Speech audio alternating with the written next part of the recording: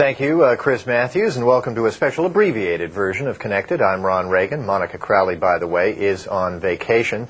Well, President Bush says the people on the Gulf Coast are going to need this country's help for a long time. A short time ago, the president announced plans for dealing with Hurricane Katrina.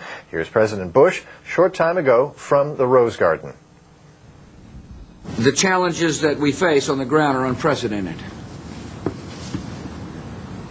But there's no doubt in my mind we're going to succeed. Right now the days seem awfully dark for those affected. I understand that. But I'm confident that with time, you get your life back in order, new communities will flourish, the great city of New Orleans will be back on its feet, and America will be a stronger place for it. The country stands with you. We'll do all in our power to help you. May God bless you. Thank you. New Orleans, of course, is not the only city affected. All along the Gulf Coast, many cities, many towns have been devastated. MSNBC's David Schuster is in Biloxi, Mississippi, with the latest there. David, what are you seeing now? Well, Ron, we've relayed the president's comments to somebody who's right here in the midst of it all, Robert Wack, an auto mechanic in Biloxi. And Robert, I just explained to you what we just played about President Bush. What's your reaction? President Bush don't need to be the president no more. Because President Bush ain't doing his job. We got the whole coastline destroyed. I'm out here starving, hungry. I finally got me a bottle of water and able to call my mama. Robert, where do you live? I mean, what's the problem right now? Where do you live? Right off Porter Avenue on Judge Siegel.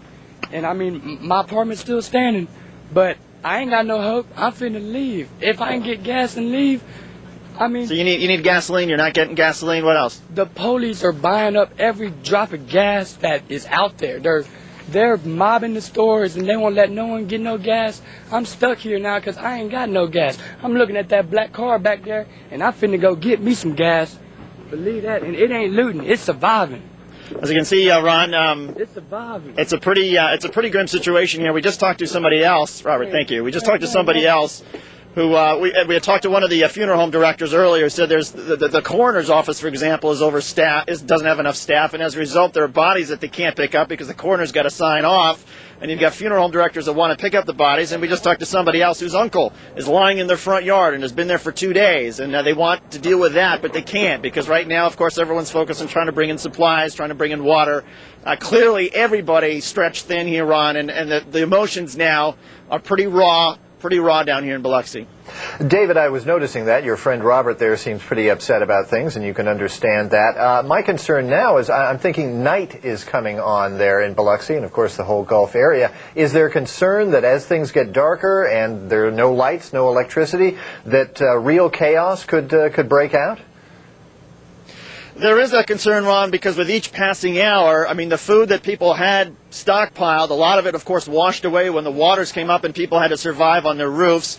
So whatever food people may have had may not be there. People are getting hungrier. People still, a lot of places don't have water.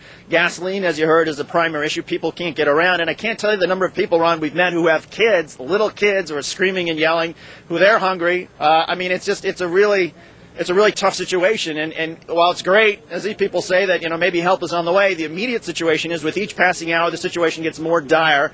And at night, I mean, we've already seen people sort of running around trying to find supplies wherever they can get it, and as you heard, people making no bones about the fact that if they see something they need, they're going to take it. And of course at night that becomes even more of a concern. All right, David Schuster in Biloxi, Mississippi. Thank you, David, and stay safe as always. That's right. Thanks, Ron.